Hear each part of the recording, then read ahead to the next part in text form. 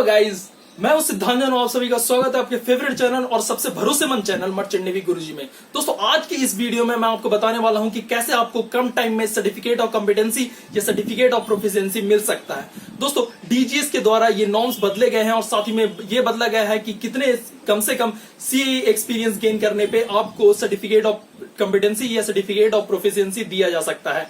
दोस्तों, आज इस वीडियो में मैं उसी के बारे में बताने वाला हूं दोस्तों, शिपिंग अपडेट्स में। और साथ ही में दोस्तों आगे अपने वीडियो में आपको बताऊंगा जॉब वैकेंसी के बारे में दोस्तों। तो देखना मत भूलना जॉब वैकेंसी, खासकर जो लोगों ने कोर्स करके रखा है दोस्तों, क्योंकि उनके लिए बहुत सुनहरा मौका है दोस्तों ये सिप पे जाने का। तो देखना मत भूलना दोस्तों। तो चलते हैं हम सबसे पहले स्क्रीन पे जो डीजीएस का सर्कुलर है course of certificate of competency और सर्टिफिकेट ऑफ प्रोफिशिएंसी के बारे में। तो दोस्तों आगे हम सर्कुलर पे अपने जहां का सब्जेक्ट है सबसे पहले ship board training as a part of the approved training program for the pre-C course leading to certificate of competency and certificate of proficiency।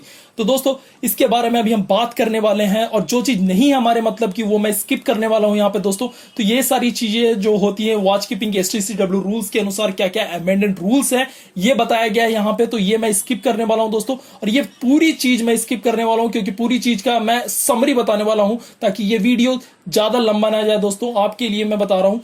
तो सबसे पहले हमारे लिए यह जानना जरूरी है कि ये जो सर्कुलर है वो क्यों निकाला गया है दोस्तों, ये चीज जानना जरूरी है दोस्तों। तो सबसे पहले वो चीज जानते हैं। यहां पे लिखा हुआ है, where is the intention of the directorate has been to provide eligible and qualified competent seafarers to the world maritime industry.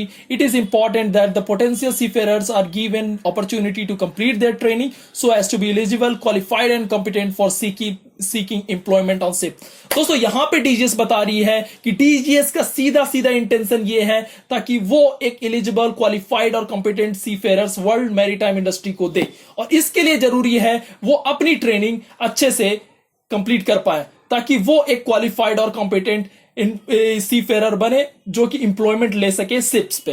तो आगे बोलती है डीजीएस कि whereas many candidates are lured for admission in pre sea maritime courses by promising them employment on ships and high salaries, noting upon the completing the pre-C training, these candidates are left helpless and are not able to complete their shipboard training to be complete for acquiring the certificate of competency, that is COC, or the certificate of proficiency COP, also noting the pre-C training being specific for employment on ships. The inability to be competent for COP or COC led to frustration of candidates। दोस्तों यहां पे बताया जा रहा है कि जो असली सच्चाई यही है जो कि मैंने आपको कई सारे वीडियो में बताई है कि जैसा कि प्री-सी मैरीटाइम कोर्सेज करने आप जाते हैं तो आपको वादा किया जाता है एडमिशन के टाइम पे कि आपको एम्प्लॉयमेंट दे दी जाएगी, आपको हाई सैलरीज मिलेंगी शिप पे, और जैसे ही आपकी कंप्लीट होती है प्री-सी ट्रेनिंग, जैसे ही आपकी कोर्स कंप्लीट होता है आपको कोई भी चीज दी नहीं जाती। इनफैक्ट आपको सर्टिफिकेट ऑफ कॉम्पिटेंसी के लिए जो ऑनबोर्ड ट्रेनिंग होती है वो भी नहीं दी जाती है, और सर्टिफिकेट ऑफ प्रोफिशिएंसी भी आपको नहीं मिल पाती है। इसीलिए बच्चों के अंदर बहुत ज्यादा फ्रस्ट्रेशन आ रहा है और इसके लिए वो कॉम्पिटेंट नहीं हो पा रहे हैं सीओसी और सीओपी के लिए। तो इसीलिए डीजीएस ने ये सर्कुलर निकाला है दोस्तों। अब यहां पे मैं स्किप कर रहा हूं सारी चीजें और चलता हूं सबसे पहले एकदम जो आगे हम अपने पॉइंट पे कि प्री-सी कौन सा प्री-सी कोर्स के लिए कितना duration, ship board training duration आपको चाहिए ताकि आपको सीओसी और सीओपी मिल सके। तो यहां पे सबसे पहला है दोस्तों कि बीटेक मरीन इंजीनियरिंग, जो मरीन इंजीनियरिंग जो 4 साल का कोर्स होता है, जो डिग्री कोर्स है दोस्तों, उसमें कम से कम आपको 6 महीने की जो शिप बोर्ड ट्रेनिंग चाहिए ताकि आपको जो कोर्स कंप्लीशन सर्टिफिकेट और सर्टिफिकेट ऑफ कॉम्पिटेंसी के लिए आप तैयार हो जाओ, जो कि आपको पूरे मिला के 6 मंथ्स के करने हैं। ग्रेजुएट मरीन इंजीनियरिंग जो कि जीएमई है दोस्तों, जो कि 1 साल का कोर्स होता है, उसके लिए भी आपको 6 मंथ की शिप बोर्ड ट्रेनिंग ड्यूरेशन करनी है दोस्तों कंप्लीट। बीएससी नॉटिकल के लिए भी 1 साल का जो शिप बोर्ड ट्रेनिंग ड्यूरेशन होता है वो करना है दोस्तों, जो कि 12 महीने होते हैं। डीएनएस के लिए दोस्तों आपको 1.5 ईयर्स जो कि 18 महीने होते हैं, 18 महीने की शिप बोर्ड ट्रेनिंग ड्यूरेशन आपको कंप्लीट करनी पड़ेगी। और इलेक्ट्रो टेक्निकल ऑफिसर जो कि ईटीओ है उसके लिए 8 महीने की ship board training duration complete करनी पड़ेगी। तब जाके आपको सीओसी या सीओपी मिलेगी दोस्तों। अब बात करते हैं जीपी रेटिंग के बारे में। जीपी रेटिंग के लिए भी 6 महीने का जो कोर्स है दोस्तों, उसमें भी आपको कम से कम 6 महीने की सिप बोर्ड ट्रेनिंग ड्यूरेशन चाहिए ताकि आपको सीओसी या फिर सीओपी मिल सके। सबसे पहले तो कोर्स कंप्लीशन सर्टिफिकेट मिल पाए दोस्तों। और जो सैलून रेटिंग कोर्स है जो कि 6 मंथ्स का होता है, उसके लिए भी 6 मंथ्स की सिप बोर्ड ट्रेनिंग ड्यूरेशन चाहिए दोस्तों। आगे यहां पे डीजीएस बोल रही है, the eligible requirement for the various COC examination shall be amended accordingly to include the certificate for successful completion of training. यहां पे आगे की एलिजिबिलिटी रिक्वायरमेंट्स आपको सीओसी एग्जामिनेशंस के लिए आगे डीजीएस के द्वारा बताई जाएगी आगे के सर्कुलर्स में। तो guidelines issued for the pre-C courses as mentioned in the table above henceforth called the part A of the guidelines and the applicable TAR book, जो ट्रेनिंग बुक होती है दोस्तों या CRB बुक होती है, जो कैडेट रिकॉर्ड बुक होती है या जो ट्रेनिंग रिकॉर्ड बुक होती है, वो उसके बारे में यहाँ पे बात हो रही है। For the pre-C training as mentioned in the table henceforth called the part B of the guidelines। और यहाँ पे ये चीज लिखा हुआ है दोस्तों कि द MTI जो मैरी टाइम इंस्टीट्यूट्स हैं में कंटिन्यू टू इसी डिग्री और to the candidates for the BE and BTech in marine engineering, BSc nautical, diploma in nautical science as per the existing procedure. However, such degree and diploma shall only be considered as the partial completion of the approved training program and shall not be considered for the eligibility for any examination of COC or COP conducted by directorate unless the SIP board training is successfully completed।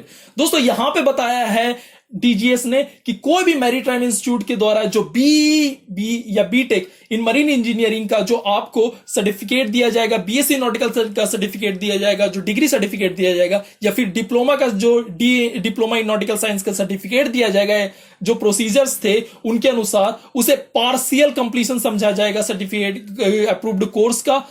और जब तक आप ये जो SIP board training है दोस्तों, ship board training duration complete नहीं करते, तब तक आप सीओसी या सीओपी के लिए एलिजिबल नहीं हो पाओगे। और इसके लिए आगे यहां पे डीजीएस बता रही है दोस्तों।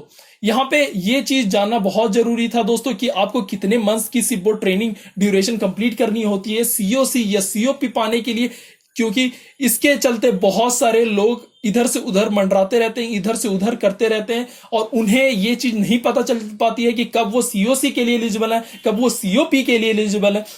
तो दोस्तों ये था हमारा सिप बोर्ड जो ट्रेनिंग ड्यूरेशन के लिए सर्कुलर।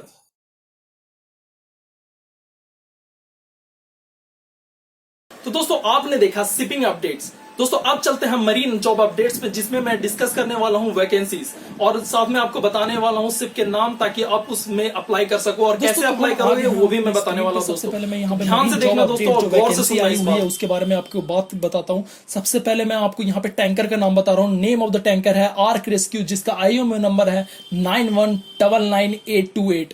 और दूसरा टैंकर है कच बे, जिसका IMO नंबर है 91695536। दोस्तों आप पूछोगे IMO नंबर क्यों दिया जा रहा है? IMO नंबर से आप उसे पता कर सकते हैं कि वो टैंकर कहाँ है, और दूसरी बात है दोस्तों कि वो जेन्युइन टैंकर है कि नहीं, ये भी आप पता कर सकते हैं IMO नंबर से दोस्तों। और तीसरा टैंकर है दोस्तों अल खलीदिया टैंकर है जो दोस्तों।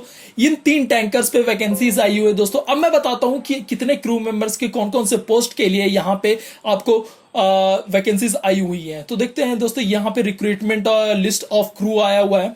सबसे पहला है दोस्तों कि जो लोग मास्टर हैं उनकी मास्टर पोस्ट के लिए आया हुआ है वैकेंसी। चीफ ऑफिसर के लिए आया हुआ है, चीफ सेकंड इंजीनियर के लिए आया हुआ है, third officer, chief engineer, second engineer, third engineer, fourth engineer, deck cadet, engine cadet, deck rating, engine rating, जिसमें AB भी आते हैं दोस्तों, able seaman, ordinary seaman, wiper, oiler, fitter, cook, GS जो जनरल स्टूअर्ड होते हैं, bosun, TME, ETO, electrical officer. दोस्तों TME ही GME आगे जाके बनते, तो GME अगर आप हैं तब भी आप अप्लाई कर सकते हो दोस्तों। अब मैं बताता हूं आपको अप्लाई कहां पे करना है दोस्तों।